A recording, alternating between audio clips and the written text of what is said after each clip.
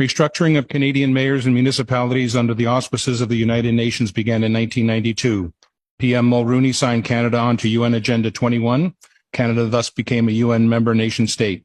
178 countries signed on, lured by the promise of big money to go green. By 2000, countries, including Canada, were being governed by directions of the UN, G7, G20, World Economic Forum, and World Health Organization, to name some. Every organization named is a foreign-based NGO, non-governmental organization, and every member of all these organizations is unelected. Parliamentary procedures for law changes weren't followed. In 1994, a municipal primer was issued to all local towns outlining how they were to restructure their governments. Though the municipal primer was a non-binding agreement, all towns adopted it. Our public officials, the mayor and councillors of that day, were partnered with a private corporation, the Corporation of the Town of Aurora, who appointed a chief administrative officer who helped implement the global agenda instead of a local one. The International Council on Local and Environmental Issues, ICLEI, became the main source of consultation to push and fund the global agenda. We remind you that the World Economic Forum and the United Nations signed a strategic partnership framework in 2019 to jointly accelerate the implementation of the 2030 Agenda for Sustainable Development. This is the same World Economic Forum whose chairman, Klaus Schwab, famously declared, "You will own nothing and be happy." This is the same Klaus Schwab who, referring to Canadian Prime Minister Justin Trudeau, boasted, "We have penetrated more than half of his cabinet." We would ask Mayor Marakis and the councillors, why should the citizens of Aurora bow down to the intrusive dictates of an unelected foreign entity? The fact is we should not, and we will not. What, you ask, does any of this have to do with 15-minute smart cities? Absolutely everything.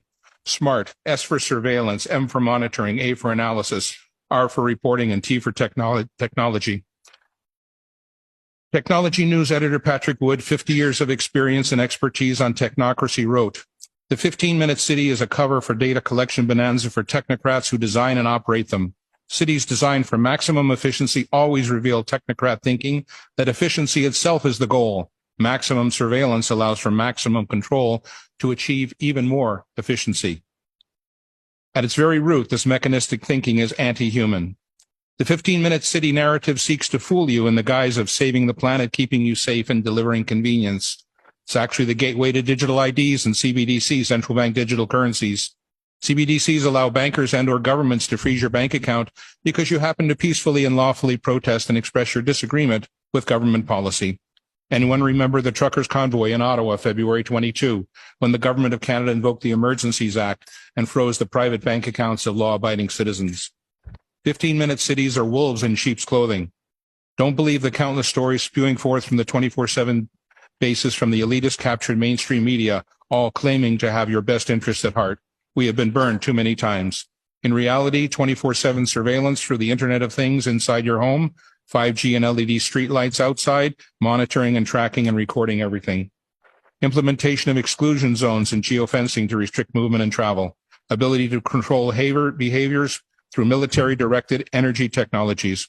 Property and car ownership to be outlawed. Evictions from farms and rural areas to gather people into cities.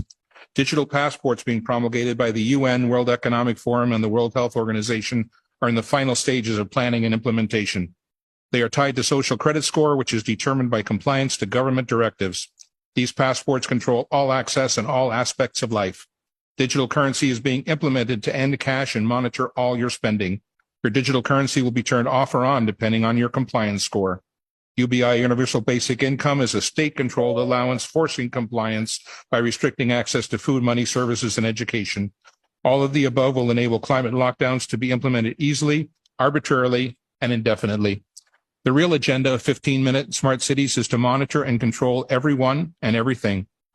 In summary, in the coming days, Council will receive an electronic info packet which will contain the text of this delegation and other items. We, the citizens of Aurora, wish to enter into a meaningful, respectful dialogue with our elected members of Council on this complex, important issue. A key framework of that dialogue is a list of questions posed to Council. Can Council explicitly guarantee that citizens will be remain free to travel as is their right under the Charter of Rights and Freedoms? Can Council guarantee not to restrict access to essential services, medical care, bank accounts, government pensions, utilities? Most importantly, we, the citizens of Aurora, need to have the conversation with Council about exiting their non-binding agreement with the private, for-profit entity known as the corporation of the town of Aurora. We need to turn back the page to a simpler time when open, transparent municipal government serving its citizens and working in their best interests ruled the day. We are your equal partners on this journey. Thank you.